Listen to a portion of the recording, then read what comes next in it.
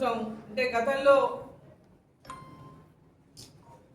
మన్రేగా ఉన్నప్పుడు యూపీఏ ప్రభుత్వంలో మొత్తం కూడా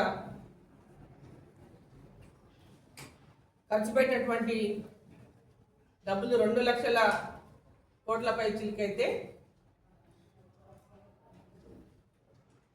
భారతీయ జనతా పార్టీ అధికారంలోకి వచ్చిన తర్వాత ఎన్డీఏ ప్రభుత్వం అధికారంలోకి వచ్చిన తర్వాత 8,53,000 కోట్లపై చిలుకు ఈ యొక్క నరేగాకు ఖర్చు పెట్టడం జరిగింది. అయినప్పటికీ కూడా ఇంకా గ్రామాల్లో మౌలిక సదుపాయాలు పూర్తిగా అందుబాటులోకి రాలేదు.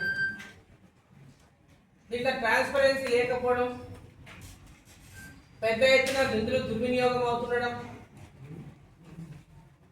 యాక్చువల్గా ఈ ఎన్ఆర్ఈజీఎస్ పనులు అధికార పార్టీ నాయకులకు అక్షయపాత్రగా మారిపోయింది. చాలా చోట్ల అధికార పార్టీ నాయకులు సీసీ రోడ్లు ఆ గ్రామాల్లో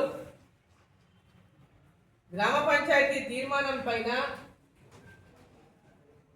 గ్రామసభ తీర్మానం చేసి గ్రామసభలో ఎక్కడ రోడ్లు వేయాలనేటువంటి తీర్మానం చేసి నిర్ణయించడానికి బదులుగా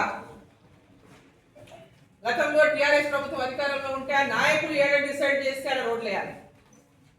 వాళ్ళ ఇళ్ల ముందు వేసే రోడ్ల మీదనే వేసుకుంటూ పోవాలి. వాళ్ళ తోటలకు రోడ్లు వేసుకున్నారు, వాళ్ళ ఇండ్లకు రోడ్లు వేసుకున్నారు, పొలాల కాడ వాళ్ళ ఇండ్లకు కూడా రోడ్లు వేసుకున్నారు తప్ప గ్రామాల్లో ఉన్నటువంటి గ్రామ ప్రజలకు పూర్తి స్థాయిలో మౌలిక సదుపాయాలు అందేటటువంటి ప్రయత్నం చేయలేదు.